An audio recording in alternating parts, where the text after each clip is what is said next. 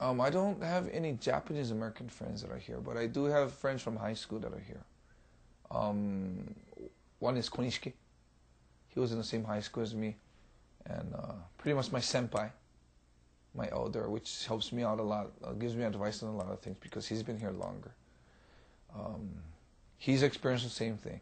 He's changed his citizenship to Japanese, and he has the same feeling as me.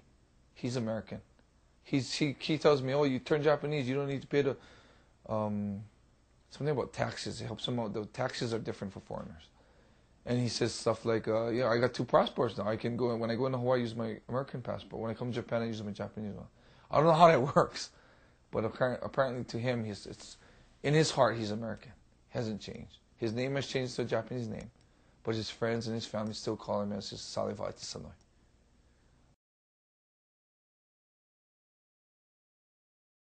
My family we're all Japanese American. So basically, my mother and father raised us in a Japanese belief way. You know, the way we were raised as Japanese. You know, we take off our shoes when we go into the house. We don't put our feet on the pillow. We don't clip our nails at night. You know, those kind of superstitions and beliefs, kind of strongly kept while we were living in Hawaii. As of course, as the generations go, the beliefs slowly start to fade.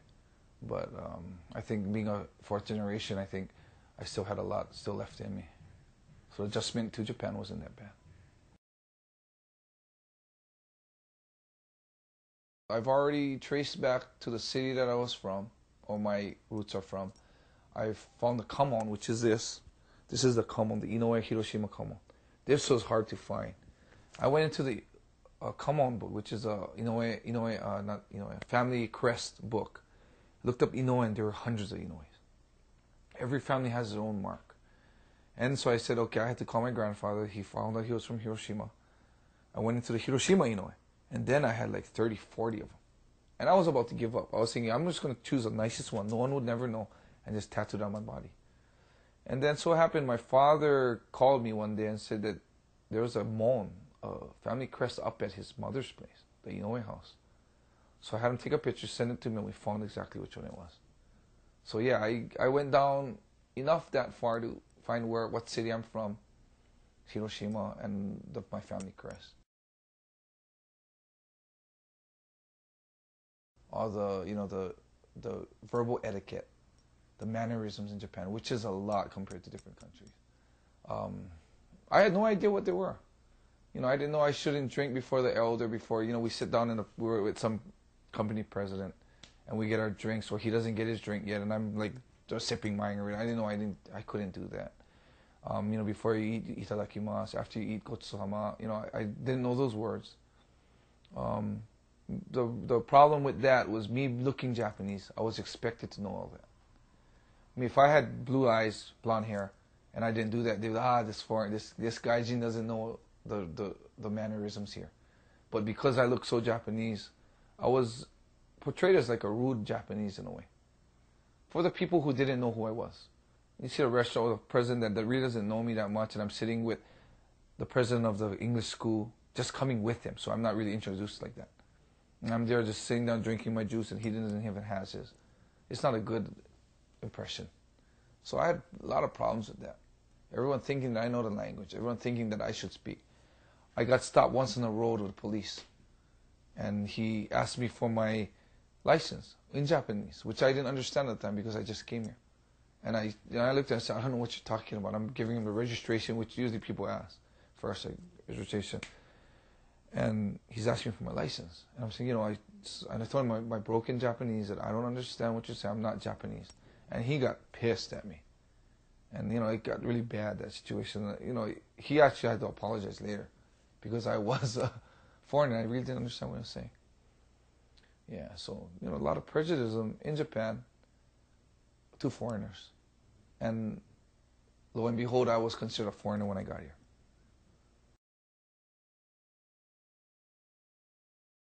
I'm American. Um, I live in Japan. I love Japan. I love the Japanese people. I love the Japanese beliefs, the way they're very honest, their loyalty. But I don't know what it is. I'm American, and I'm proud to be an American. and I'm proud to be a part of the United States. And I die for the country. And I couldn't say I would be able to go into the military here and die for Japan. So that way I'd say I'm American. This is my home. You know, it's weird. It's like I'm being a hypocrite about everything, but this is my home. I have a house here. I have my family's here. I have a dog. I have 3 cars here. Everything's set here. I go home to Hawaii. I don't feel like I live there. I don't feel like I belong there. I feel like I'm a outsider. I see the Hawaii style, the American style, and I don't like it. We drive to the gasoline stand and we go to full service, and they look at like, why are you guys driving full service? Go self. You know, it's like, they come out like running out, like walking out like, and, you know. And you come to Japan, man, there's no tip in this country, and they come out running. They're, thank you for coming to our stand. Boom, they're running you out, wiping our window, doing everything they can for the car, you know. So I love that. I love Japan. It's my home. But if you have to put it down simply, I'm American with Japanese blood, living in Japan, and taking the country as its home. In a sentence, if you want to phrase Enson Inoue, that's what I would say.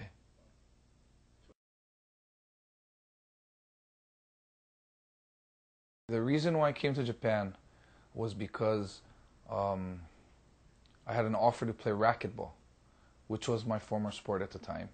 I was a racquetball player, me and my brother. They wanted my brother to come, but because he was one of the top players, pro racquetball players on the pro tour, he was busy. So they kind of went down to the younger brother, well, what about Enson? And I was there, you know, I had no idea what Japan was about. I couldn't even imagine what the country was like. I really thought I understood it was my roots, but I actually thought it was, you know, some weird place that, you know, people don't speak the language. All Nikkei, all Japanese people there, you know, I felt kind of weird. But I thought a free trip, experience the culture, it'd be a good trip. So actually the reason why I came up here was for a 2-week racquetball tournament. So now I'm going into my 5th year. And I think to myself, I want just one fight. I'm just going to try and fight this. I get into the fight, and up until then, I was considered a gaijin, a foreigner, an outsider. And I fought because I had so many bad experiences being an outsider in Japan, trying to get a visa, trying to live, trying to buy a car. Everything gets so difficult when you're not Japanese. I was really resentful for that. So in my first fight, I had red, white, and blue shorts. In my first 2-3 fights, I think it was, or 4 fights. To resemble that I am American, I'm not Japanese. I had a real bad resentment towards Japan because of how I was treated. So I got into the ring, beat up my opponent really good, and the press just took to me like that. All of a sudden, I'm Japanese, okay, and I get a whole page, a color page in the magazine about my fight, and now I'm thinking, now I can't quit now because of this publicity. I gotta do one more, and one more becomes 2, 2 more becomes 1 more becomes 3, 4, and then I'm on my 5th fight. And now I'm thinking, I'm changing my thinking. Now I'm thinking, man, am I this good? Am I really good? I want to see where I can go in the world now. And I'm 13 years here, you know.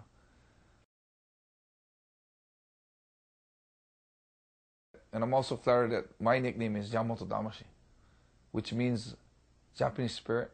A lot of people portray it as a samurai spirit because it was a word that was used back in the Edo Jidai, which is the samurai days. And it is a very, very great word, a subarashi word. Almost a word so good that I feel like I'm not doing the word justice, me equaling Yamato Damashi. So I mean, they not only took me under, they slammed me with it. I didn't choose that word. I didn't pick that word. I didn't even know what the word meant at first.